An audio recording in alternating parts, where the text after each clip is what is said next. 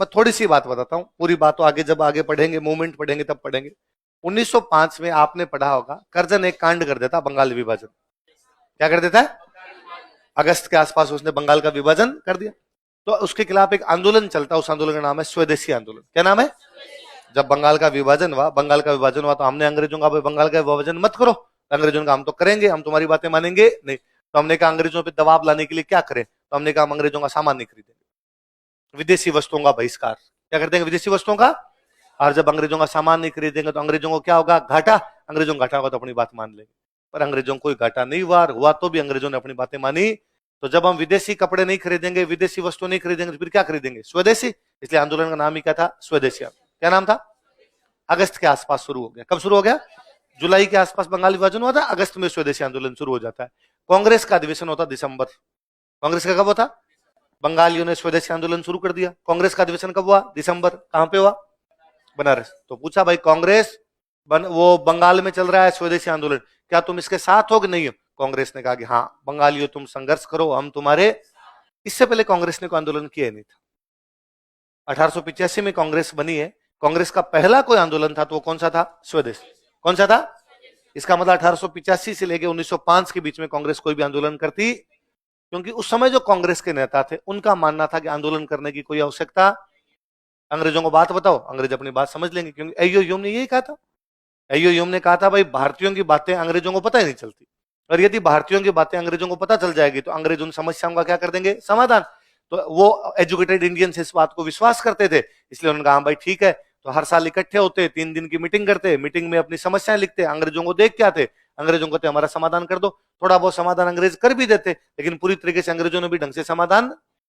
20 साल तक अंग्रेज की नेतागिरी यही है, मीटिंग करो, जाओ, एप्लीकेशन दे के आओ, वापस आ जाओ। अगले 3 दिन फिर मीटिंग करो, फिर एप्लीकेशन दे के आओ, फिर वापस आ जाओ।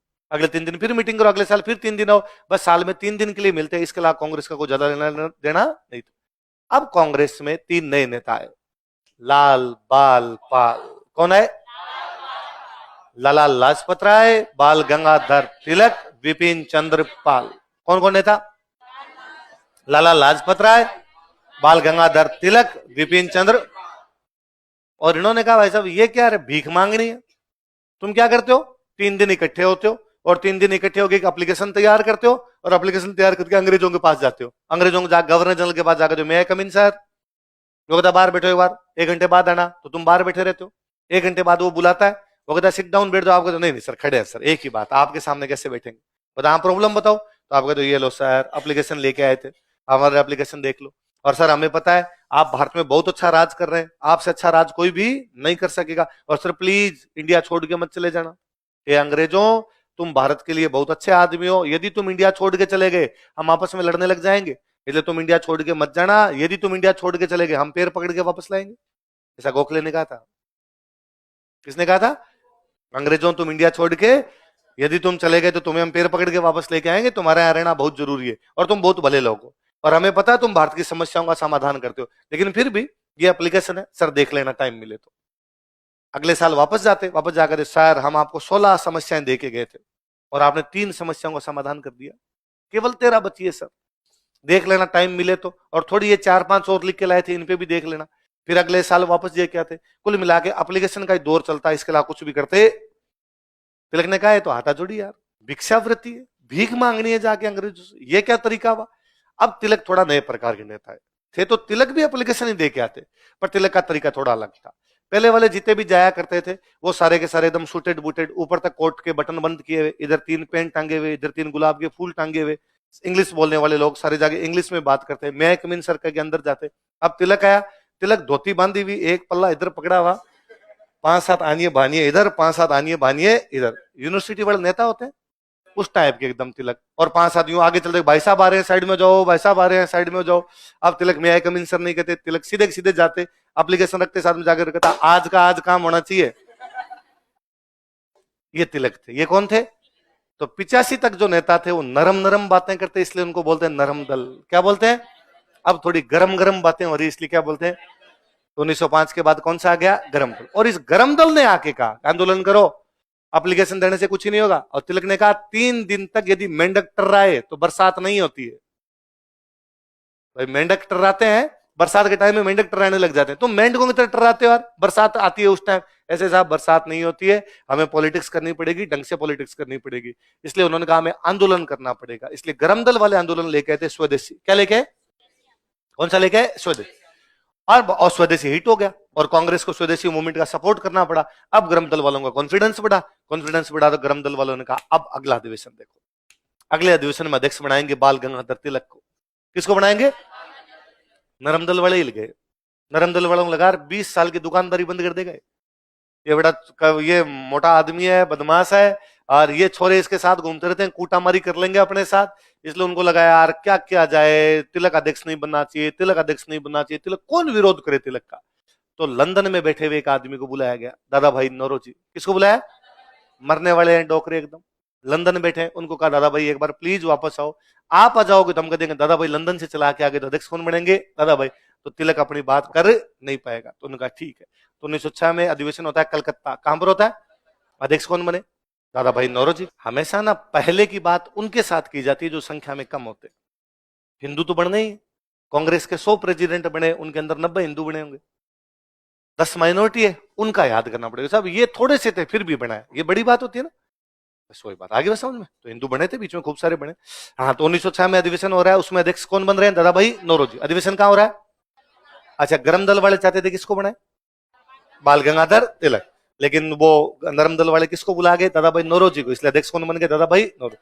अच्छा, तिलक का यह कहना था कि केवल स्वदेशी वस्तुएं क्यों? भाई स्वदेशी वस्तुओं का मतलब क्या? हमारे देश की वस्तुएं, हम अंग्रेजों की वस्तुओं का प्रयोग नहीं। तिलक ने कहा हमारा राज, स्वराज चाहिए। क्या चाहिए हमें? स्व, अपना राज मतलब हमारा। अंग्रेजों का राज क्या काम का, हमें खुद का राज चाहिए। और नरम दल वाले जानते थे कि यदि अभी ये बातें की ना, स्वराज स्वराज बातें की, अंग्रेज जूते मारेंगे, अंग्रेज कूटेंगे, तिलक पड़वाएगा सबके मार। ये तो मोटा ताजा, इसके तो बिगड़ेगा नहीं, अपने सिंगल पसली सारे अपने हड्डियां तोड़ जाएंगे अंग्रेज। इसलिए अंग्रेजों ने, नरम दल वालों ने दादा भाई नौरोजी का कहा कि तिलक है ना फालतू की बकवास करता रहता है और इसकी बातें मत मानना। तिलक ने दादा भाई नौरोजी को साइड में लेकर, दादा भाई नौरोजी इस अधिवेशन में स्वराज की मांग करनी है। किसकी मांग करनी है? यदि स्वराज की मांग नहीं की तो ये देख रहे हो पीछे छोरे खड़े हैं, छोरे मैं चढ़ाए खड़े खड़े, कहा वापस लंदन जाने की टिकट फाड़ देंगे, वापस लंदन जाने। दादा भाई नौरोजी ने कहा ठीक। अब नरम दल वाले तो कह रहे हैं स्वराज की मांग नहीं करनी, तिलकन कह रहे हैं स्वराज की मांग कर। और दादा भाई नौरोजी भाषण देने लगे। दादा भाई नौरोजी पहले भाषण में इधर उधर की बातें करे, अंग्रेजों ने हमारे देश को लूट लिया है, अंग्रेजों ने हमारे देश में ये कर दिया, मैंने लंदन में ये किया है, मैंने लंदन में वो किया है। नरम दल वाले का ठीक है कोई बात नहीं कर रहे। तिलक सामने बैठा बैठा करेगा, असली बात करो यार, क्या मतलब क्या इस बात का। और तिलक आंखें निकाले रहे, उन छोरों को कहे छोरो खड़े हो जाओ। छोरे खड़े होने लगे, दादा भाई नौरोजी लगा बाटे मारेंगे बेटे छोरे। तो दादा भाई नौरोजी ने चलते चलते कहा मैं जिसका स्वराज मांगता हूं। नरम दल वालों का नहीं मांगा नहीं मांगा, तिलक को कहा मांग लिया, खांसी आ गई थी तब आ गई थी। कुल मिलाकर 1906 में दादा भाई नौरोजी से स्वराज मंगवा लिया। अब दादा भाई नौरोजी तो भाई जैसे तैसे करके अपना मामला निपटा के वापस गए लंदन। अगला अधिवेशन होना है बाद में, इस बार आपका नागपुर। कहां पर होना है? कहां पर होना है? नागपुर। तिलक ने कहा इस बार देखते हैं, इस बार अध्यक्ष बनवाएंगे लाला लाजपत राय को। किसको बनवाएंगे? कि नागपुर महाराष्ट्र में, तिलक महाराष्ट्र के थे इसलिए तिलक तो बन नहीं सकते। तिलक ने कहा अपना, मैंने बताया था जहां पर अधिवेशन होता था वहां के किसी बंदे को अध्यक्ष बनाते, नागपुर में अधिवेशन होना, नागपुर में तिलक तो बन नहीं सकते। तो तिलक ने कहा कोई बात नहीं, अपना दूसरा बंदा बनवाएंगे। अपना बंदा कौन? तो लाला लाजपत राय। कौन है? तो इस बार अध्यक्ष किसको बनवाएंगे? लाला। नरम दल वाले जानते थे यदि लाला लाजपत राय अध्यक्ष बन गए तो ये तो अपनी मांगे रख देंगे, और यदि ये नागपुर पुणे इस जगह पे महाराष्ट्र में कहीं पर अधिवेशन हो गया तो तिलक अपनी बातें भी वहां मनवा लेगा। नरम दल वालों को थोड़ी चलती थी, सीनियर तो वही थे, तो इन टाइम पर अधिवेशन चेंज करवा दिया सूरत। तिलक ने कहा कोई बात नहीं है, अपने छोरों को सबको कहा अपने तो ट्रेन में चढ़ो रहे बिना टिकट के, सारे के सारे कहां चलेंगे? सूरत, और सूरत जाके कर लेंगे। अब तिलक सूरत आ गए। उधर नरम दल वालों के बड़े नेता है फिरोज शाह मेहता और गोपाल कृष्ण गोखले। कौन नेता है? फिरोज शाह मेहता और गोपाल कृष्ण गोखले। तो तिलक 3 दिन पहले चले गए अधिवेशन से, और तिलक ने पहले जाके फिरोज शाह मेहता और गोपाल कृष्ण गोखले से बातचीत करने का प्रयास किया कि बैठ के बात तो करो, आपकी मांगे हमारी मांगे क्या है, बात तो करते हैं इन पे। लेकिन फिरोज शाह मेहता और गोपाल कृष्ण गोखले ने फोन ही ऑफ कर लिया। तिलक से कोई बातचीत थी, तिलक ने कहा कोई बात नहीं, हम अध्यक्ष बनवाएंगे लाला लाजपत राय को। किसको बनवाएंगे? पर भाई ऊपर मंच में तो सारे नरम दल वाले बैठते, वो बूढ़े लोग थे सारे के सारे, और उन्होंने जाकर दिया कि इस बार अध्यक्ष होंगे रास बिहारी घोष। कौन होंगे? रास बिहारी घोष। तिलक ने कहा कोई बात नहीं, जो बन गया वो बन गया, अपनी बातें तो अपने मनवाई लेंगे। तिलक का नहीं ये कहना था कि 1906 के अधिवेशन में हमने मांग की थी स्वराज। क्या मांग की थी? स्वराज का मतलब क्या है? अपना राज, मतलब आजादी। आंदोलन चलाओ, आजादी के लिए आंदोलन चलाओ भाई। और नरम दल वालों का कहना था कि हम ऐसा कोई भी आंदोलन चलाएंगे। तो अब बातचीत तो अधिवेशन में कर सकते हो और तो कहां पर कर सकते हो। तो तिलक ने कहा 1906 में बात की गई स्वराज, अब साथ में बताओ आंदोलन चलेगा कि नहीं चलेगा। और नरम दल वालों ने कहा कि आंदोलन तो चलाएंगे नहीं। इस बात में भाई तिलक को और गरम दल वालों को आया गुस्सा। उन्होंने वही अधिवेशन में नरम दल वालों को कूटना शुरू किया, कुर्सियां उठा उठा के पटका। एक तो किसी ने यूं चप्पल उठा के मारी जो सुरेंद्रनाथ बनर्जी के गोपाल कृष्ण गोखले के बीच में जाके पड़ी, तो नरम दल वालों को गजब कूटा। किसी नरम दल वाले ने एक ने जाके साइड में अंग्रेजों को फोन किया कि मार रहे हैं, भाग के आओ। तो अंग्रेज है, अंग्रेजों ने आगे गरम दल वालों को कूट दिया। कुल मिला के कांग्रेस वालों ने आपस में लठ मार ली। कुल मिला के नरम दल वालों ने गरम दल वालों को कांग्रेस से बाहर ही निकाल दिया। गरम दल वाले फालतू की लूटमार करते रहते हैं, तोड़फोड़ करते रहते हैं, इनका अब कोई लेना देना कांग्रेस में। अब कांग्रेस में केवल नरम दल ही बचा। कांग्रेस में केवल कौन सा बचा? गरम दल वाले। या तो कांग्रेस से बाहर निकाल दिए गए, अब बाहर निकाल दिए, उनको बाहर निकाल दो, फिर क्या, फिर भी आंदोलन करेंगे। फिर भी आंदोलन करने की कोशिश की तो तिलक को अंग्रेजों ने पकड़ा, पकड़ के 6 साल के लिए बर्मा जेल भेज दिया। कितने साल के लिए? 6 साल के लिए। कौन सी जेल भेज दिया? बर्मा। लाला लाजपत राय चले गए अमेरिका। कहां चले गए? मरने दो, कोई पॉलिटिक्स नहीं करनी। विपिन चंद्र पाल ने पॉलिटिक्स से सन्यासी ले लिया।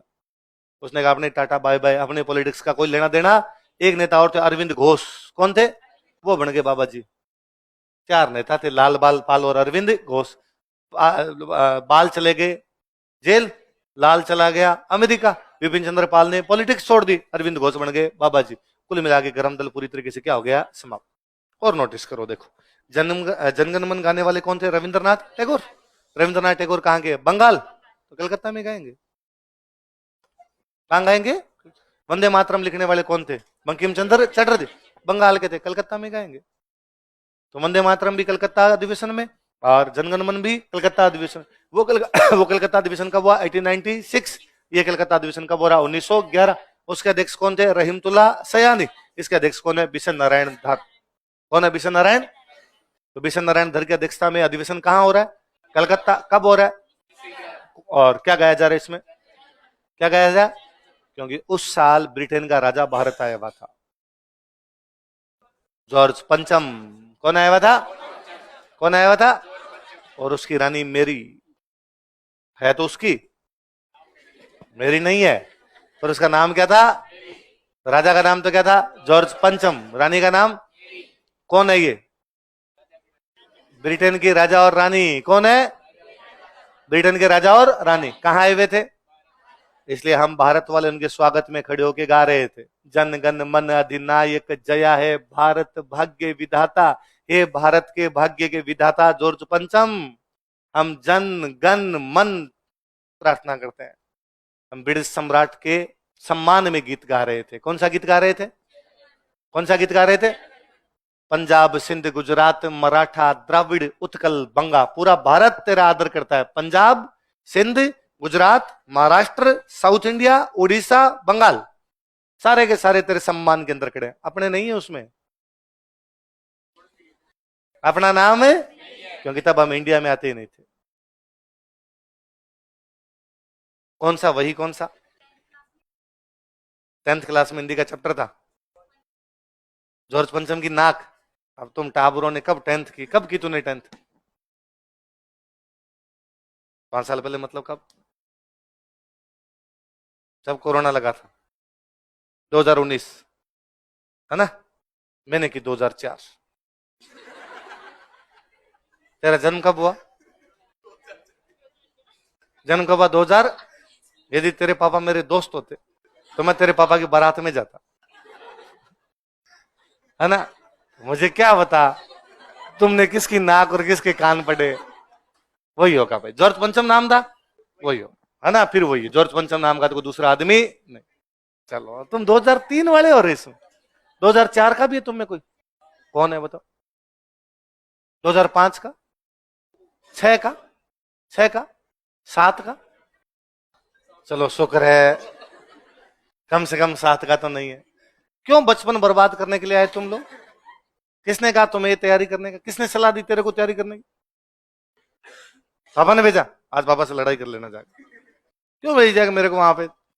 चलो कोई नहीं भाई, आ गए तुम तो, आ गए छोटे छोटे बच्चे ही आ गए, इसलिए एकदम यूं नाने नाने से बच्चे हो, इसलिए मैं अच्छा, इसीलिए मैं को पुरानी बात करता हूँ। और तुम्हें पता है उस समय गांधी जी ने क्या कहा था? तुम मुस्कुराते थे कब?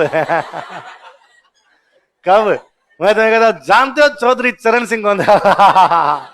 कौन थे सर, कौन थे बताओ? अच्छा, ये ट्रेजेडी भी। मुझे लगा यार मैं चौधरी चरण सिंह की बात बताता हूँ, तुम चौधरी चरण सिंह को क्यों नहीं जानते? और तुम्हें लगता है सर हमें क्या होता चौधरी चरण सिंह कौन? ये बात सही है। और तो मैं किसी पुरानी क्लास में पढ़ा, मेरे साथ क्या समस्या है, मैं जब शुरू शुरू में नया नया पढ़ाने लगा था ना, उस समय क्लास में ज्यादातर बच्चे मेरे से उम्र में बड़े थे। मैं पढ़ाने लगा 2012-13 में, 2012-13 में मेरी एज थी 23-24 साल, और पढ़ने वाले के 28-29 के भी आते। तो मैं एक बार एक बैच में पढ़ा रहा, उसमें फर्स्ट ग्रेड लेक्चरर का बैच लगा हुआ, उसमें पढ़ाऊं।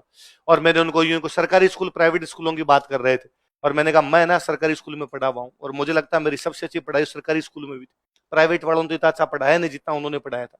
और तुम्हें पता है क्या, 1997 में मैं थर्ड क्लास में पढ़ता था, और कल्पना चावला अंतरिक्ष गई थी, मुझे उसी दिन पता था आज कल्पना चावला अंतरिक्ष गई है। सरकारी स्कूल में और क्या सीखेंगे? यही तो है कि जब थर्ड क्लास के बच्चे को पता है कल्पना चावला कौन अंतरिक्ष में गई है, तो एक सामने स्टूडेंट बैठे हो, खड़े हुए, उनका सर आप बहुत अच्छे टीचर हो, आप बातें भी बहुत अच्छी बताते हो, आपकी बातों से हमें याद भी होता है, पर प्लीज सर ये मत बताया करो मैं कौन सी क्लास में पढ़ता था उस टाइम। मैं क्यों? अभी आपने कहा कि आप 1997 में थर्ड में पढ़ते थे, हाँ मेरी ग्रेजुएशन कंप्लीट हो गई थी। बेइज्जती फील होती है सर, ये कोई तरीका थोड़ी होता है। वो जो उनको उस दिन बेइज्जती फील हुई थी, वो सेम अभी मेरे को भी। क्या छोटे छोटे टावरों को पढ़ा रहा हूं मैं, संन्यास लूंगा मैं, पढ़ाना बंद करूंगा। चलो क्या लिखा है? इस अधिवेशन पहली बार क्या गया क्या था? अंग्रेजों का जब राज था ना, तब भारत के दो हिस्से हुआ करते, एक वह भारत जहां पे अंग्रेजों का राज था, एक वह भारत जहां पे राजाओं का राज था। जहां पे किसका राज था? राजा। अंग्रेजों वाले भारत में आया हुआ था जॉर्ज पंचम, तो अंग्रेजों वाले भारत ने कहा कि पंजाब सिंध गुजरात मराठा द्राविड़ उत्कल बंगा। राजाओं वाला भारत अब अंग्रेजों वाले भारत में आता नहीं था, अपने पे अंग्रेजों का राज नहीं था। तो 47 में हम आजाद हुए, हम नहीं, भारत आजाद हुआ। हम तो भारत का भाग ही नहीं थे, भारत वो था जहां पे अंग्रेजों का राज था। हमारे देश तो थे जयपुर, जोधपुर, भरतपुर, टोंक, बीकानेर, धौलपुर, करौली, कोटा, अपने देश तो ये हुआ करते। फिर अपने देशों को भारत में मिला दिया गया, हमारा एकीकरण किया गया था। क्या किया गया था? इंटीग्रेशन किया गया था, हम बाद में मिलाए गए थे, पहले अपना उनसे कोई लेना देना। इसलिए ना कभी आप नोटिस किया करो, मैंने शायद पहले दिन भी आपको बताई होगी थोड़ी बहुत बातें, कि हम ऐसे पढ़ते हैं कि भाई भगत सिंह ने दिल्ली में बम फेंका और कहा इंकलाब जिंदाबाद। हम अभी आगे बढ़ेंगे, जवाहरलाल नेहरू ने लाहौर में कहा पूरी आजादी चाहिए हमें। हम पढ़ते गांधी जी ने अहमदाबाद से दांडी के बीच में यात्रा निकाली और कहा हमें पूर्ण स्वराज दो, नमक से कर समाप्त करो। पढ़ते हम। आपने कभी ऐसा पढ़ा कि गांधी जी ने करौली से लेकर हिंडौन तक की यात्रा की? आपने कभी पढ़ा कि सुभाष चंद्र बोस दुदू आए आके कहा तुम मुझे खून दो मैं तुम्हें आजादी दूंगा? क्या आपने पढ़ा कि जवाहरलाल नेहरू मालवीय नगर आए और उन्होंने आगे कहा कि साहब ये दे दिया जाए? नहीं है ना। क्यों आते ये? यहाँ पर इनका आना ही नहीं था, क्योंकि यहाँ पे अंग्रेजी अपने अंग्रेजों के दोस्त थे, अपने अंग्रेजों के, अंग्रेज उन पे राज कर रहे थे, हम अंग्रेजों के शाबाश लगे रहो, वेरी गुड वेरी गुड। अपना अंग्रेजों से सीधा सीधा कोई लेना देना, अपने राजा थे, और राजा अंग्रेजों के क्या बने हुए थे? दोस्त बने हुए थे। इसलिए अपना राष्ट्रगान के अंदर नाम आता सिंध का आता है। सिंध अपने पास नहीं है, सिंध किसके पास चला गया? पाकिस्तान। लेकिन हमने नाम रख रखा है, हमने कहा नाम हटाएंगे लेंगे, आज नहीं तो कल, कल नहीं तो परसों, परसों नहीं तो तरसों, कभी तो लेंगे। आज हटा दें फिर आने वाली पीढ़ी को तो पता ही नहीं चलेगा सिंध अपना है। अब अपने दिमाग में जाता है सिंध क्यों है, पंजाब सिंध गुजरात मराठा द्राविड़ उत्कल बंगा, सिंध तो वही नहीं, फिर क्यों है? तो हमें याद आता है कि 47 से पहले सिंध अपना लेना है। वे पीढ़ियां जो अपने इतिहास को याद रखती है वो अपना भविष्य सुंदर बनाती है। जो लोग अपना इतिहास भूल जाते हैं उनका भविष्य बहुत खराब होता है। वे लोग जिनका इतिहास दबा दिया जाता है, वे लोग जो अपने इतिहास को भूल जाते हैं वो बर्बाद हो जाते हैं। इसलिए यदि किसी पीढ़ी को, यदि किसी समाज को, यदि किसी देश को, यदि किसी राष्ट्र को, यदि किसी सभ्यता को बर्बाद करना हो तो उनके इतिहास को क्या कर दिया जाए? दबा दिया जाए, समाप्त कर दिया जाए, उन बच्चों को वहां का इतिहास ना पढ़े। इसलिए इतिहास पढ़ना जरूरी है। जब तक हम इतिहास नहीं पढ़ेंगे तब तक हम भविष्य का निर्माण नहीं कर पाएंगे। और इतिहास का मतलब केवल राजा रानी नहीं है, इतिहास हर जगह का है। क्या विज्ञान को बिना विज्ञान के इतिहास पढ़े जाना जा सकता है? आप साइंस पढ़ते हो, 10th तक साइंस पढ़ी होगी, कहीं होगी 12th में साइंस रही होगी, हम पढ़ते हैं परमाणु का मॉडल, पढ़ते तो हम कहते हैं पहले रदरफोर्ड ने मॉडल दिया, फिर डाल्टन ने मॉडल दिया, ये गलत हो गया, फिर ये गलत हो गया, फिर ये गलत हो गया, फिर ये सही हुआ। तो गलत वाले क्यों पढ़ते रहते हैं? सही वाले पढ़ ले, क्योंकि जब तक गलत वाले नहीं पढ़ेंगे तब तक सही वाले के बारे में जानेंगे। आप जियोग्राफी पढ़ते हैं, जियोग्राफी में आप पढ़ते हैं पहले ये थियरी थी, ये गलत हो गई, फिर ये थियरी आई, ये गलत हो गई, फिर बिग बैंग आया, ये सही हुआ। तो गलत वाली क्यों पढ़ रहे हो? यही पढ़ लो, बिग बैंग पढ़ लो, क्योंकि जब तक वो नहीं पढ़ोगे तब तक इसके बारे में जानोगे। इसका मतलब प्रत्येक सब्जेक्ट का इतिहास है।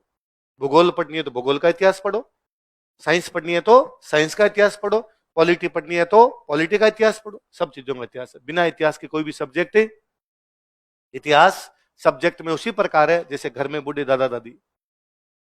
कई बार बच्चे आकर कहते हैं सर क्यों पढ़ना है, मर गए खप गए जो लोग, उनकी बातें अपने क्यों करनी है, इतिहास क्यों पढ़ना चाहिए? तो क्या हम दादा दादी बूढ़े हो जाते हैं उनको घर से बाहर फेंक देते हैं कि काम तो आ नहीं रहे, कुछ फालतू में रोटी खा रहे हैं बैठे बैठे?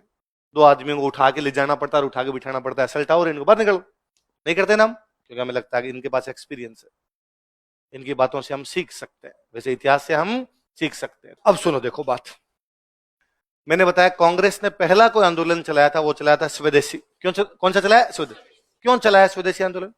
क्योंकि अंग्रेजों ने बंगाल का क्या कर दिया? हुआ क्या था, आपको नरेंद्र सर ने बताया होगा कि कर्जन जब भारत के अंदर आया था तो भारत में राष्ट्रवादी भावनाएं बढ़ रही थी। क्या भावनाएं थी?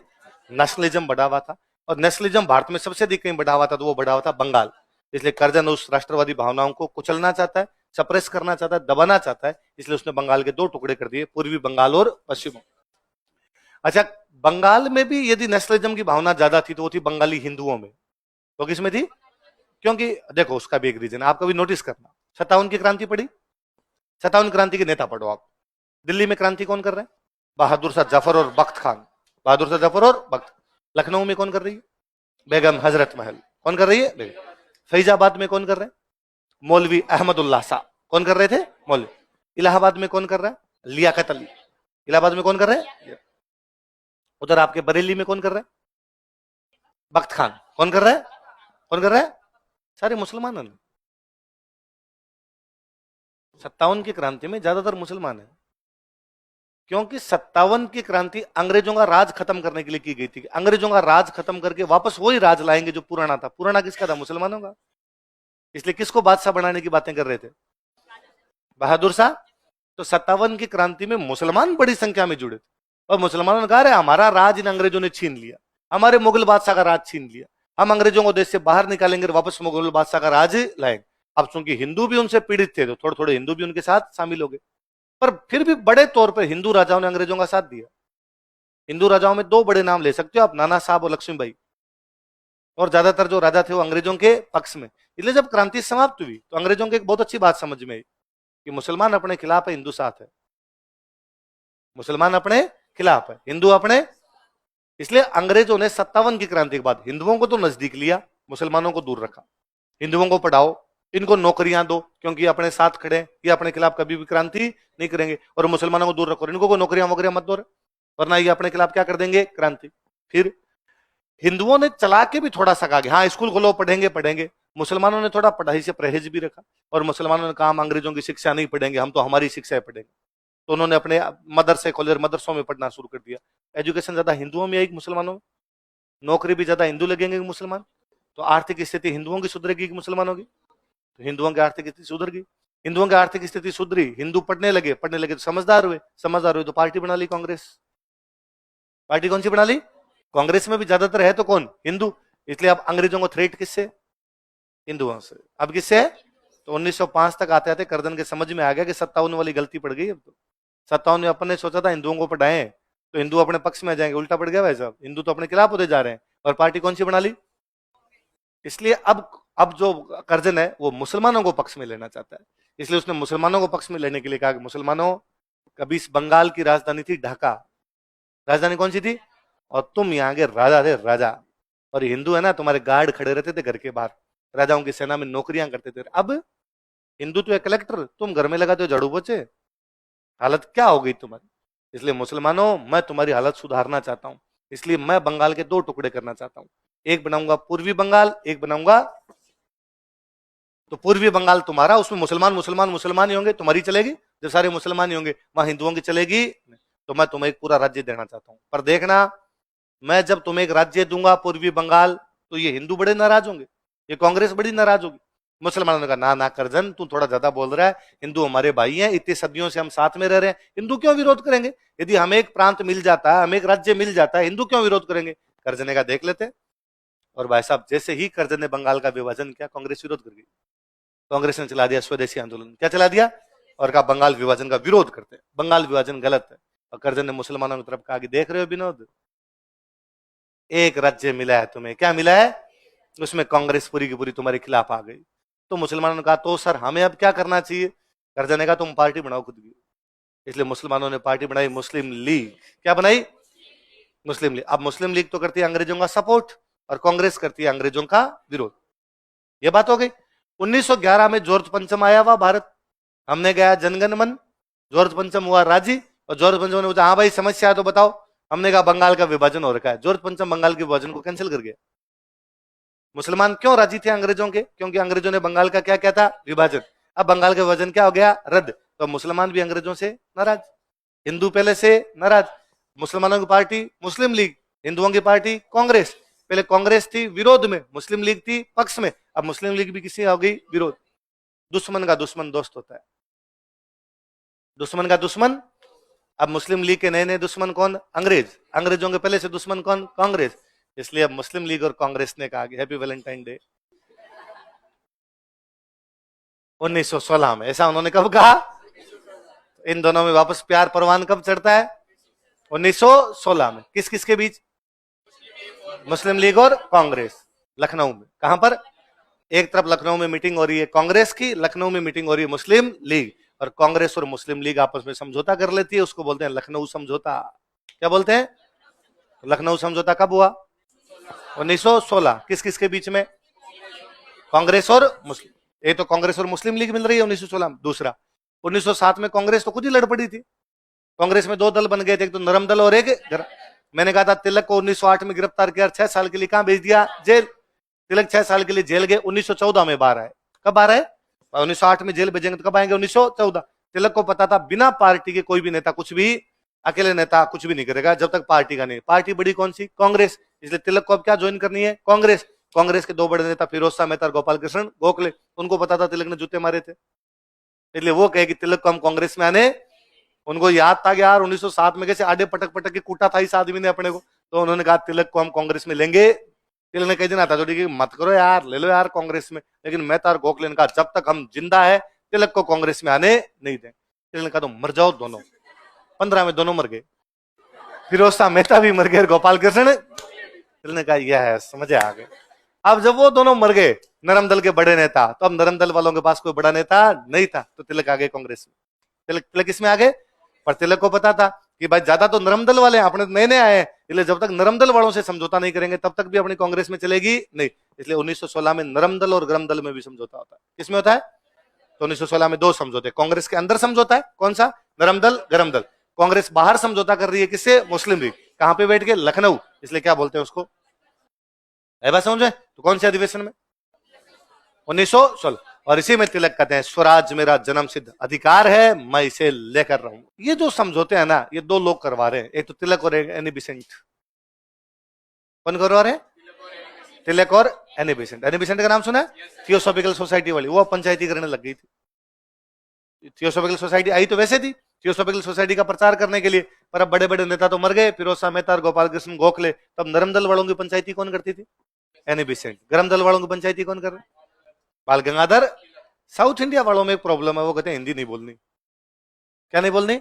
अभी चल रहा है उनके, अभी 20 दिन पहले कि भाई साहब कर्नाटक में यदि किसी ने हिंदी में साइन बोर्ड लगा दिया ना, उल्टा लटका के बास्ते लगाएंगे नीचे। इसलिए दुकानों के जितने नाम लिखे हुए थे सबके सब हिंदी में मिटा दिए गए। कन्नड़ा, केवल कौन सी भाषा? कन्नड़। इसके अलावा हिंदी में कुछ भी। तो साउथ इंडिया में प्रॉब्लम थी, गांधी जी तब भी जानते थे प्रॉब्लम है, इसलिए गांधी जी वहां बेलगाम में बैठ के कह रहे हैं कि हिंदी देश की राष्ट्रभाषा होनी चाहिए।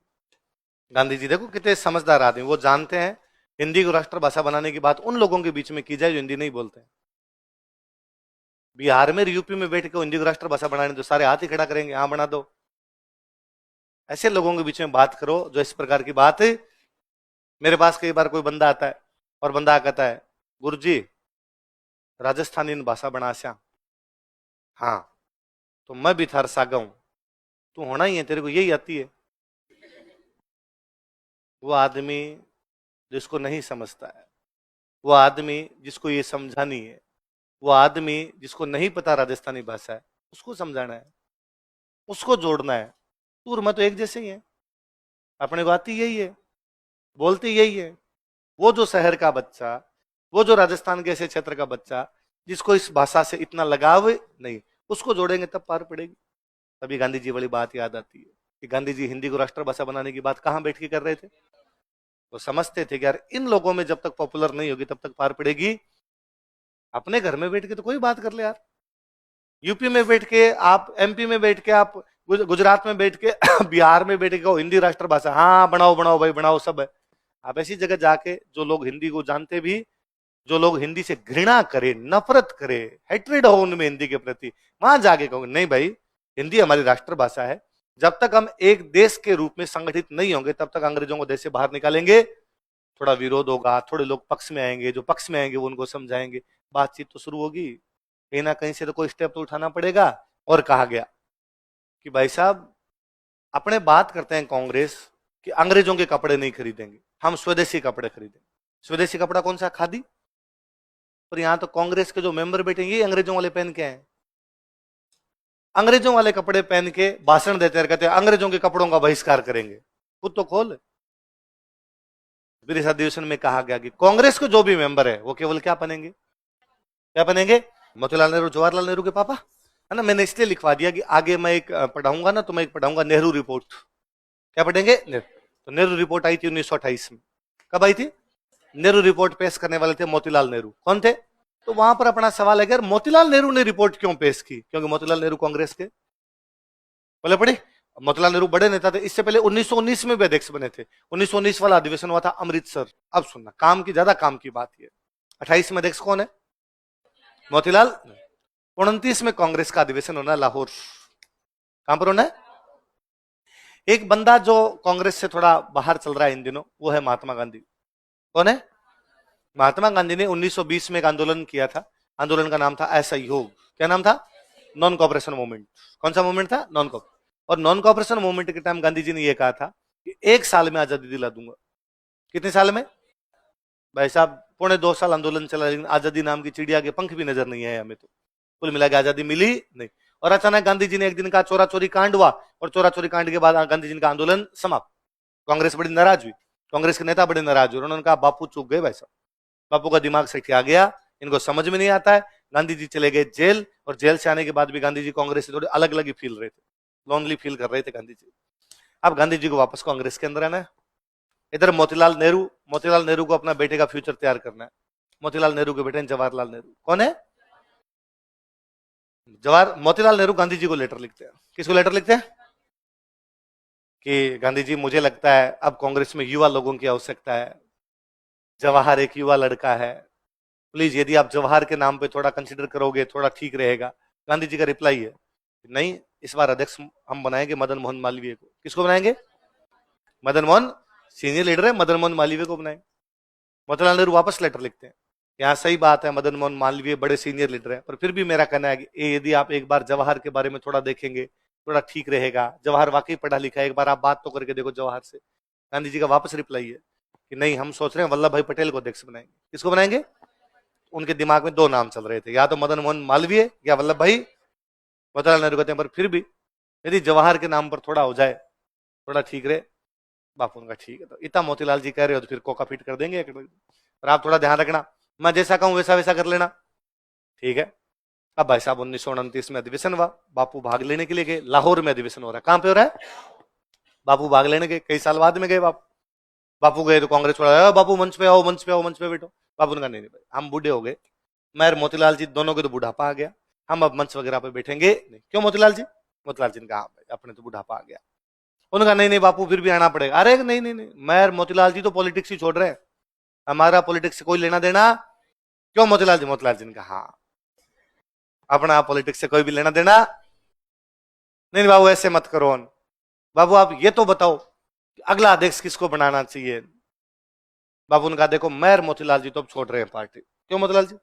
मोतीलाल जी ने कहा हमारा तो अब ज्यादा कोई लेना देना, दिन बीत गए जी, जितने दिन राजनीति करनी थी उतने दिन कर ली।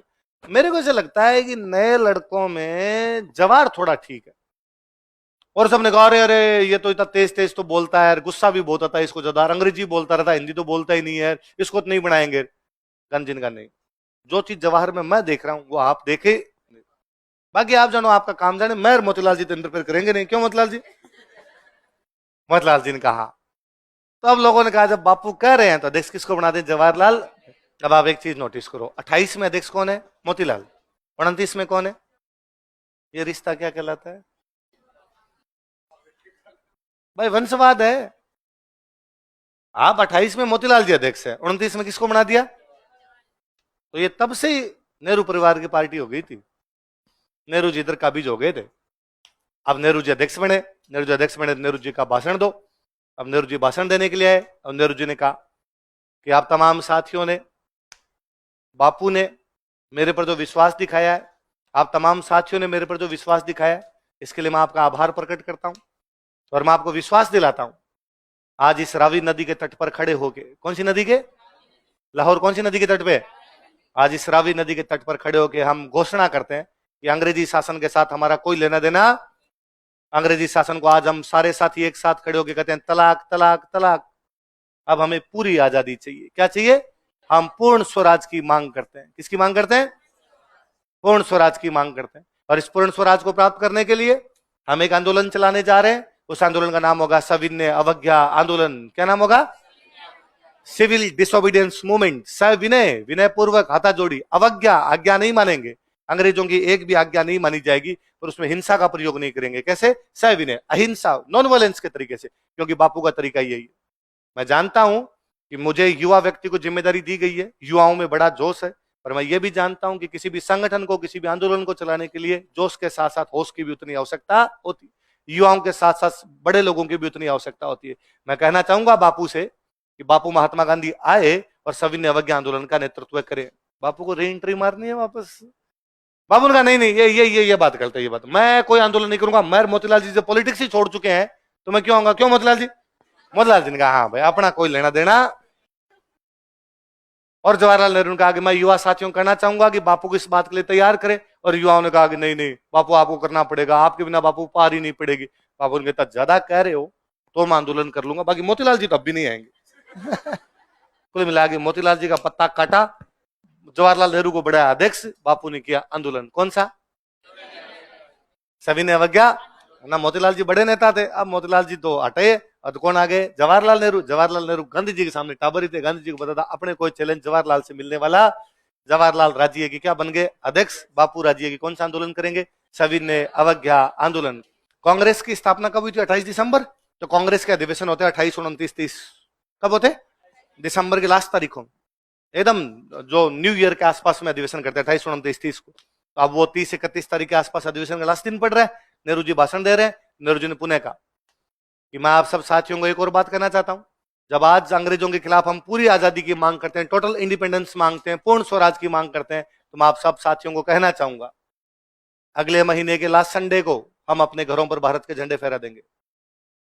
अगले महीने के लास्ट संडे को हम अपने घरों पर भारत के, अंग्रेजों का झंडा उतारेंगे और भारत का झंडा फहरा दे। भारत का झंडा मतलब उस समय कांग्रेस का झंडा था। कब फहराना है? अगले महीने के लास्ट संडे। दिसंबर में बात कर रहे हैं तो अगला महीना जनवरी, लास्ट संडे 26 को आ रहा था। लास्ट संडे कब आ रहा था? इसलिए पहली बार भारत के झंडे कब फहराए गए? 26 जनवरी 1930। कब फहराए गए? 26 जनवरी 1900। इसको हम आजादी का दिन मनाएंगे। क्या मनाएंगे? मतलब अंग्रेजों से हमारा कोई लेना देना, हम आजादी की घोषणा करते हैं, बस अब तो आंदोलन है, आंदोलन चलाएंगे, अब देश को क्या करना है? आजाद। हमने तो घोषणा कर दी, अब बस आंदोलन के माध्यम से अंग्रेजों को बाहर भगाएंगे। वो दिन कौन सा होगा जब हम आजादी का दिन मनाएंगे? 26 जनवरी। कौन सा? इसलिए 1947 तक, जब तक हमारा देश आजाद नहीं हो गया था, हम भारत के झंडे कब फहराते? 26 जनवरी। कब फहराते? तो हमारा स्वतंत्रता दिवस कौन सा हुआ करता? कौन सा हुआ करता? कौन सा होता? तो 26 जनवरी, 31, 32, 33, 47। 47 में भी हमने 26 जनवरी को मनाया। अब 47 में देश आजाद होने वाला है। 20 फरवरी 1948 को, कब की बात है? अंग्रेजों का एक प्रधानमंत्री था, उसका नाम था एटली। क्या नाम था? एटली ने घोषणा की कि भारत को जून 1948 तक आजाद कर देंगे। कब तक कर देंगे? कब तक? कब घोषणा हो रही है? 20 फरवरी 1947। 20 फरवरी 1947। डेडलाइन क्या दे रहे हैं? जून 1948 तक भारत को आजाद करना। और आजाद करने के लिए हमें गवर्नर जनरल भेज रहे हैं, उसका नाम है लॉर्ड माउंटबेटन। क्या नाम है? आजाद करने के लिए किसको भेज दिया? क्या डेडलाइन देके? जून 1948 तक तेरे को क्या करना है? आजाद। फरवरी में तेरे को भेज रहे हैं, फरवरी 47 में भेज रहे हैं। आजाद कब तक करना है? जून 1948। पूरा 1948 तक का फरवरी और 4 महीने आगे के 16 महीने। 16 महीने में सोच ले कि भारत को कैसे आजाद करना है, कैसे आजाद करना। सोचना क्या है इसमें? माउंटबेटन भारत है, उसने कहा भाई आजाद करते हैं, बताओ कैसे आजाद करें। कांग्रेस ने कहा कैसे क्या करना है, पूरा भारत एक है, जाओ छोड़ के हम संभाल लेंगे। मुस्लिम लीग ने कहा है दो, एक भारत और एक पाकिस्तान, दो होने चाहिए। कौन कौन से? और जब तक बांटोगे नहीं तब तक जाओगे नहीं, डिवाइड एंड गो, बांटो और जाओ, बिना बांटे जाओगे। उधर कई कम्युनिस्ट बैठे थे, कौन बैठे थे? उन्होंने कहा 17 टुकड़े करो। कितने टुकड़े करो? ये टुकड़े टुकड़े गैंग पुरानी है। कम्युनिस्टों ने कितनी मांग की? कम्युनिस्ट करे हैं 17, मुस्लिम लीग करी है 2, कांग्रेस करी है। बेचारा माउंटबेटन डाफा चूक हो गया। माउंटबेटन के ये नहीं समझ में, 1 करूं 2 करूं 17 करूं। माउंटबेटन ने फाइनली कहा कि मैं तुम्हारे 100 टुकड़े करूंगा। कितने करूंगा?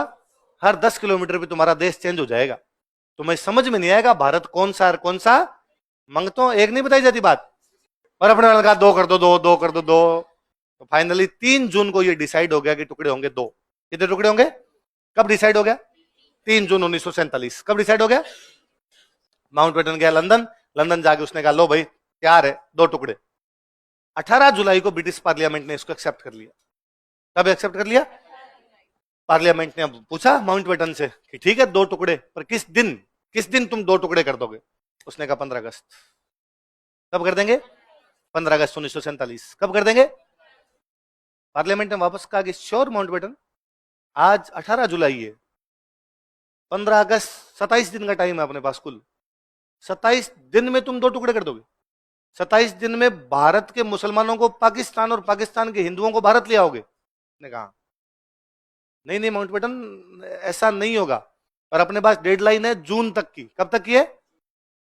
क्या फर्क पड़ता है, तुम इनको दिसंबर में आजाद कर दो, अगली फरवरी में आजाद कर दो, अगले मार्च में आजाद कर दो, अगले अप्रैल में आजाद कर दो, अगले जून तक आजाद कर सकते हैं। उसने कहा नहीं सर 15 अगस्त को ही करेंगे। तेरा ऐसा 15 अगस्त में क्या है?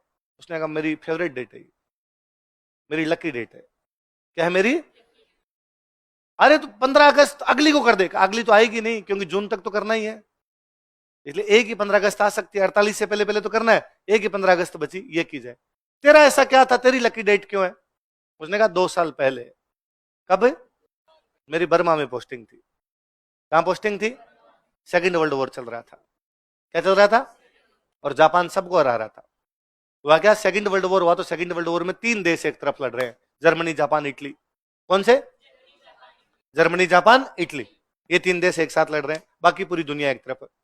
इंग्लैंड फ्रांस रूस सबके सब बाकी वाले सारे देश एक तरफ हो रखे और 3 देश एक तरफ हो रखे। कौन कौन से? वास्तव में जो वर्ल्ड वॉर है ना, जिसको वर्ल्ड वॉर बोलते हो, उसमें वर्ल्ड वॉर जैसा कुछ है ही नहीं, वो यूरोपियन वॉर है। वो क्या है? यूरोप के देशों के पास ताकत थी, वही लड़ रहे थे। हम तो बेगानी शादी में अब्दुल्ले दीवाने थे, नहीं तो कुछ लेना देना था, यूं अंग्रेज कहीं भेजते वहां चले जाते, लड़के आ जाते।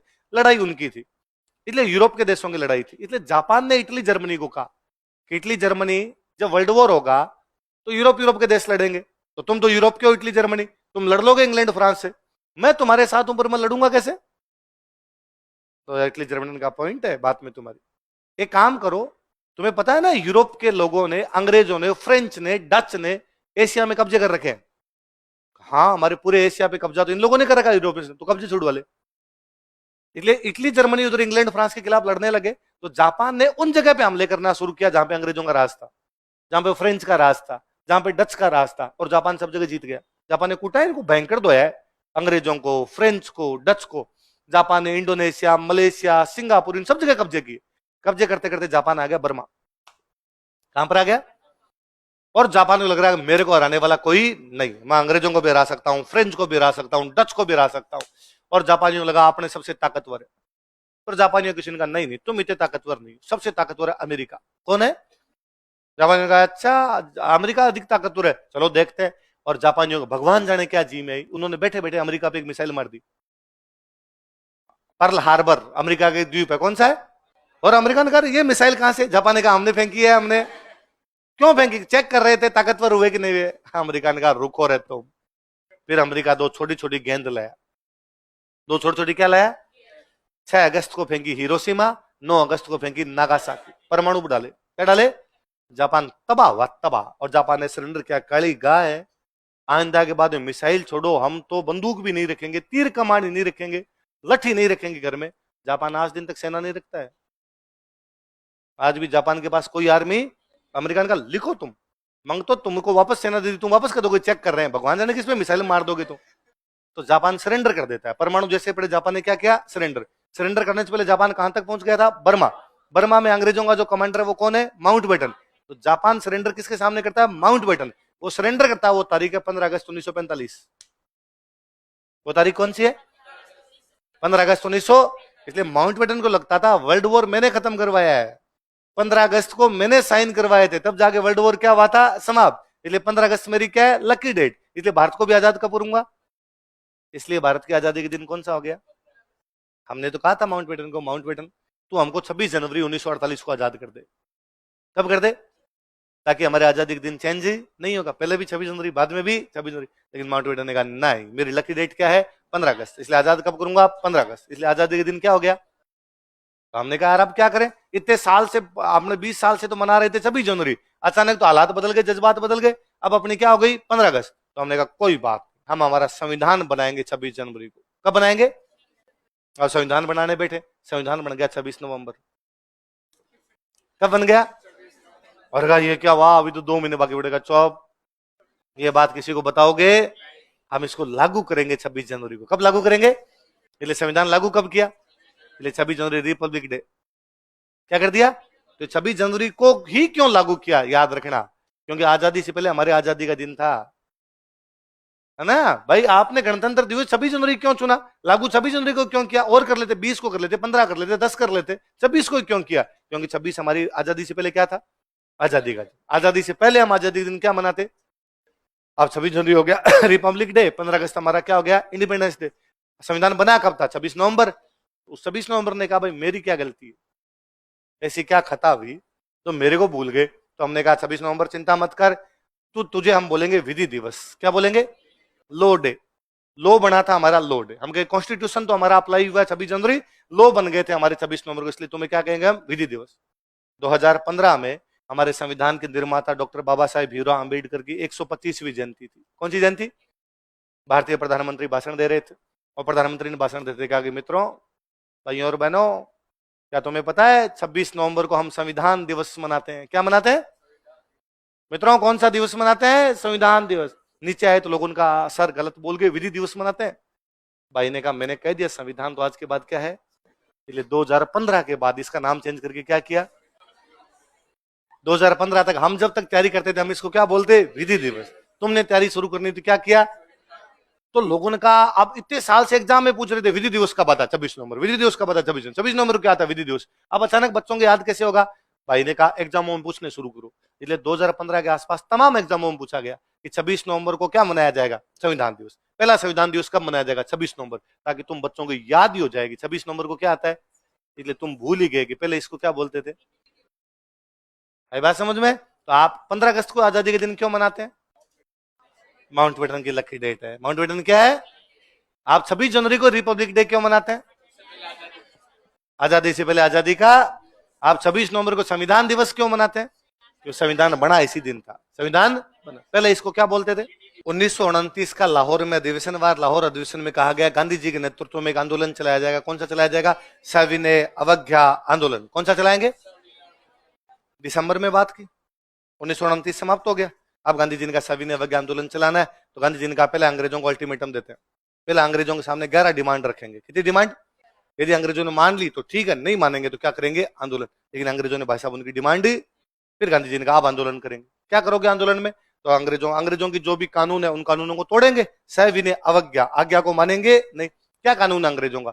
अंग्रेजों का कानून है कि नमक केवल अंग्रेज बना सकते हैं और कोई भी बना, नमक बनाने का अधिकार आम लोगों के पास नहीं है। नमक केवल कौन बनाते हैं? अंग्रेज। और अंग्रेज नमक बनाते हैं, नमक पे लगा देते हैं टैक्स। यदि आम आदमी नमक बना लेगा तो उसको नमक का टैक्स देने की आवश्यकता, इसलिए गांधी जी ने कहा हम नमक बनाएंगे।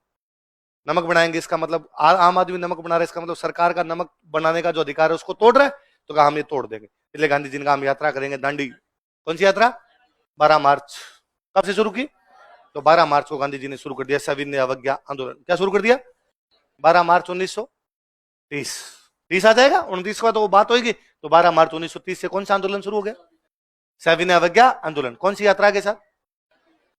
उस समय भारत में अंग्रेजों का गवर्नर जनरल हुआ करता लॉर्ड इरविन। कौन था?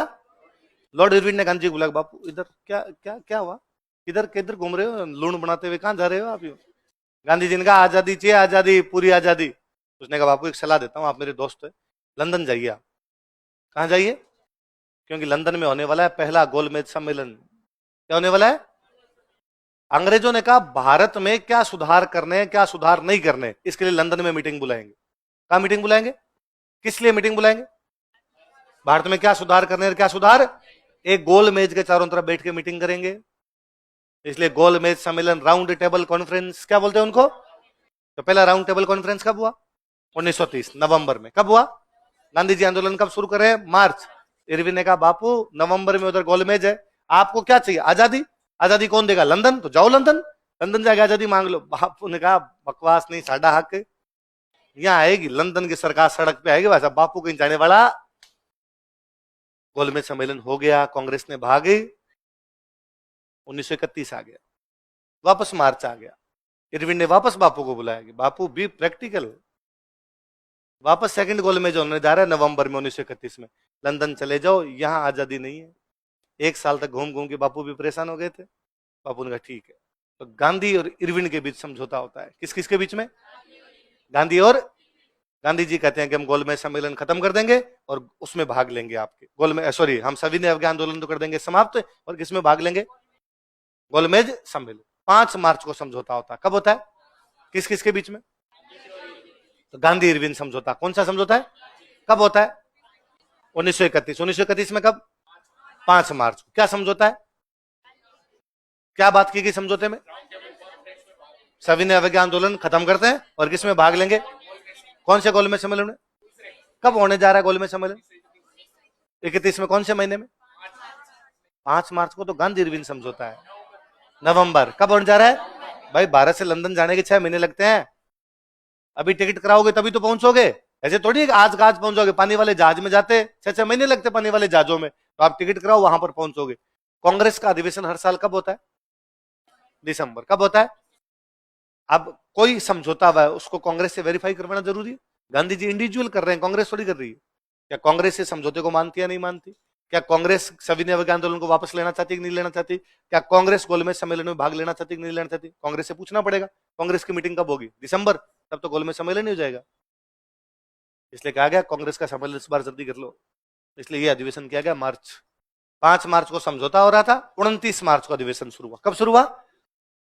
कब हुआ था समझौता? कब हुआ? कौन सा समझौता? गांधी इरविन समझौता। कांग्रेस का अधिवेशन कब हो रहा है? 29 मार्च। कब हो रहा है? 29 मार्च। कब हो रहा है बोलो? कब हो रहा है? गांधी इरविन समझौता कब हुआ? 29 मार्च को। क्या हो रहा है? कहां पे हो रहा है कांग्रेस का अधिवेशन? अध्यक्ष कौन है? गांधी जी गैर। गांधी जी जाका भाई मैंने समझौता कर लिया है, क्या कांग्रेस राजी है? कांग्रेस ने कहा। मैंने कहा कि गोलमेज सम्मेलन में भाग लेंगे, क्या कांग्रेस राजी है? हाँ। बताओ कांग्रेस की तरफ से कौन जाएगा? आप। मेरे साथ कौन जाएगा? अकेले कोई नहीं, 2-2 टिकट नहीं करवानी है अपने। तो दूसरे गोलमेज सम्मेलन में कांग्रेस ने भाग लिया, कांग्रेस की तरफ से एक ही मेंबर गए। वो मेंबर कौन थे? बोले बड़ी बात है। फिर इसमें पहली बार कांग्रेस ने कहा कि हम ये बताना चाहते हैं कि हमारी पॉलिटिकल आइडियोलॉजी क्या है, हमारी इकोनॉमिक आइडियोलॉजी क्या है, कांग्रेस क्या चाहती। कांग्रेस ने अपना घोषणा पत्र जारी किया। क्या जारी किया? मैनिफेस्टो। क्या जारी किया? अब भी हर सरकार अपना क्या जारी करती है? घोषणा पत्र, मैनिफेस्टो जारी करती है कि हम ये करेंगे, ये करेंगे, ये करेंगे। कांग्रेस ने 1931 में अपना क्या जारी किया? घोषणा पत्र। कौन कौन सी बातों को लेके? राजनीतिक और आर्थिक, 2 चीजें, एक तो पॉलिटिकल और एक कौन सी? इकोनॉमिक। पॉलिटिकल में कांग्रेस क्या मांगती है? तो कांग्रेस ने कहा हम लोकतंत्र की मांग करते हैं। किसकी मांग करते हैं? डेमोक्रेसी। क्या चाहते हैं? तो पॉलिटिकली कांग्रेस 2 बातें मांग रही है। क्या क्या बातें मांग रही है? लोकतंत्र और कौन से? Fundamental rights. अब दूसरी इकोनॉमिक। अच्छा कांग्रेस बताए इकोनॉमी में क्या चाहती है? कांग्रेस ने कहा सोशलिस्ट इकोनॉमी। कैसी इकोनॉमी? समाजवादी अर्थव्यवस्था। कैसी अर्थव्यवस्था? समाजवादी अर्थव्यवस्था। सोशलिस्ट इकोनॉमी ये कहती है कि पैसे वाले लोग खराब है, पैसे वाले लोग हैं, ये जितने लोगों के पास पैसा है ना भाई साहब, सब के सब लूट लूट के बनाए, मजदूरों का शोषण कर करके बनाया। इसलिए मजदूरों को आजादी मिलनी चाहिए। किसको आजादी? तो मजदूरों की पार्टियां होती, मजदूरों की पार्टियों को बोलते ट्रेड यूनियन। क्या बोला करते? फैक्ट्री में जो मजदूर काम करते हैं उनको क्या बोला करते? Trade union. मजदूरों ने अपनी पार्टी बना ली, ट्रेड यूनियन। अब इन ट्रेड यूनियन जो है ना, इनको ऑटोनॉमी दी जाए। इनको क्या दी जाए? किसी फैक्ट्री में क्या होगा क्या नहीं होगा ये किससे पूछा जाए? वरना तो मालिक आगे कह देता भाई साहब कल से 12 घंटे काम करना है, नहीं, और मजदूर तय करेंगे कितने घंटे काम करना है, कितने घंटे काम है। समाजवादी अर्थव्यवस्था यही है। तो ट्रेड यूनियन को स्वायत्तता मिलनी चाहिए। क्या मिलनी चाहिए? ऑटोनॉमी। क्या मिलनी चाहिए? अपने हिसाब से काम करे, उन पे किसी प्रकार का कोई भी दबाव है नहीं। और जितने भी बड़े बड़े उद्योग है वो प्राइवेट लोगों के पास होने नहीं चाहिए। गवर्नमेंट सेक्टर किसके पास? पब्लिक सेक्टर, सार्वजनिक होने चाहिए। क्या होनी चाहिए? ये नहीं भाई साहब यूं टाटा ने, वो अंबानी ने कह दिया जियो की सिम मैं बांटूंगा और पूरे मोबाइल पर कब्जा कर लिया, नहीं, केवल बीएसएनएल। इसके अलावा दूसरा कोई भी होगा। समाजवादी अर्थव्यवस्था तो यही मांग करती है। आर्थिक संसाधनों पर किसका अधिकार होना चाहिए? सार्वजनिक क्षेत्र। इकोनॉमिक रिसोर्सेज जितने भी उन पर किसका अधिकार होना चाहिए? एक व्यक्ति का अधिकार नहीं होना चाहिए, पूरे देश का अधिकार होना चाहिए, सरकार का अधिकार होना चाहिए। ये समाजवादी अर्थव्यवस्था कहती है। क्या कहती है? इसलिए 1992 तक अपने देश में ये समाजवादी अर्थव्यवस्था ही थी। 1992 तक हम ये मानते थे कि प्राइवेट सेक्टर के हाथ में इस प्रकार की कोई भी चीजें होनी, प्राइवेट सेक्टर के हाथ में चीजें आएगी तो प्राइवेट सेक्टर बाद लोगों का शोषण करेगा, ये करेगा, फलान करेगा, ढिंकड़ा करेगा, ऐसी खूब सारी बातें थी। इसलिए यदि किसी को सीमेंट का कट्टा लेना होता, सीमेंट का एक पैकेट लेना होता, सरकार से लाइसेंस लेने पड़ते। सरकार सीमेंट थोड़ी थी, प्राइवेट सेक्टर के पास है नहीं, सारी की सारी किस पास है? Public sector. एक आदमी ले गया फिर बाकियों को क्या मिलेगी? इसलिए सरकार बताती कौन कितनी सीमेंट ले सकता है। उससे ज्यादा सीमेंट तुम्हें घर में टेलीफोन लगवाना है ना, 2 साल की वेटिंग चलती थी। स्कूटर खरीदना ना, स्कूटर तो सरकार से पूछना पड़ता खरीद लूं क्या, किसी एमपी एमएलए से लिखवाना पड़ता कि स्कूटर ले सकते हैं क्या, 92 तक। इसलिए 92 में देश बर्बाद हो गया। देश के पास 15 दिन का सामान था। आईएमएफ के, डब्ल्यू बैंक के जाके हाथ जोड़े कि भाई साहब ये 15 दिन का सामान है हमारे पास में, लोन दो, मर जाएंगे। आईएमएफ ने कहा दे तो देंगे पर प्राइवेट सेक्टर के लोग खोलो मार्केट को। जब तक मार्केट नहीं खोलोगे तब तक पार पड़ेगी। हमारे प्रधानमंत्री हुआ करते नरसिम्हा राव, कौन थे? उन्होंने कहा ठीक है खोल देंगे। तो नरसिम्हा राव जानते थे कि मैंने यदि जाके कहा देश में कि पब्लिक सेक्टर का जो भी सिस्टम है वो सारा प्राइवेट सेक्टर को दिया जा रहा है और हम मार्केट को प्राइवेट सेक्टर के लिए खोल रहे हैं, कोई भी सामान बेच सकता है, कुछ भी खरीद सकता है, तो जनता पीछे पड़ जाएगी। भारत की जनता कि भारत की जनता को परिवर्तन पसंद ही, चेंजेस पसंद, इनको नहीं देश को बर्बाद कर दोगे, डुबो दोगे। तो ये बात यदि कोई इकोनॉमिक्स वाला बंदा बोल दे तो ठीक रहे। इकोनॉमिक्स वाले बंदे थे मनमोहन सिंह जी। कौन थे? इसलिए सरदार जी को रात को जगाया, सरदार जी का, सरदार जी ये एक कागज है पढ़ो जाके। सरदार जी घोषित किया वित्त मंत्री, क्या घोषित किया? और सरदार जी ने जाग कहा कि एलपीजी लागू कर रहे हैं। क्या लागू कर रहे हैं? क्या लागू कर रहे हैं? Liberalisation, privatisation, globalisation. उदारीकरण, लिबरल करेंगे हम मार्केट को, प्राइवेट करेंगे मार्केट को, ग्लोबलाइजेशन, दुनिया की कोई भी कंपनी आगे बेचो। तब जाके पेप्सी पी थी हमने। उसे बोले पेप्सी नहीं पी सकते थे क्योंकि वो तो अमेरिका की थी। आप कैसे पियोगे? आपका देश उसकी अनुमति देता है तो बस इतनी आ सकती है। फिर घर में एक लेके आते, फिर देखते रहते पीणी। उसके बाद ये प्राइवेट सेक्टर के लिए चीजें खोली गई। इसलिए नरसिम्हा राव का बहुत बड़ा योगदान हमारे देश में कि उन्होंने हमारे देश के मार्केट को खोला था, देश के। इसलिए नरसिम्हा राव जी को हमने भारत रत्न दिया है। क्या दिया? अभी आई बात समझ में? वरना पहले कांग्रेस कौन सी अर्थव्यवस्था को मानती थी? समाजवादी। कौन सी? पूरी समाजवादी अर्थव्यवस्था भी भट्टा सा ही बिठा देती तो उसने बिठा ही दिया था बिठा। अरे बढ़िया आपकी बात है। ये जब अधिवेशन हो रहा है, मैंने अभी बताया अधिवेशन कब हुआ ये बताओ, कब हुआ? 29 मार्च। कब हुआ? कब हुआ? कौन से साल में? इस अधिवेशन के ठीक 6 दिन पहले भगत सिंह को फांसी लगी थी। ठीक 6 दिन पहले किसको फांसी लगी? कब फांसी लग रही है भगत सिंह को? 23 मार्च 1931। कब लग रही है?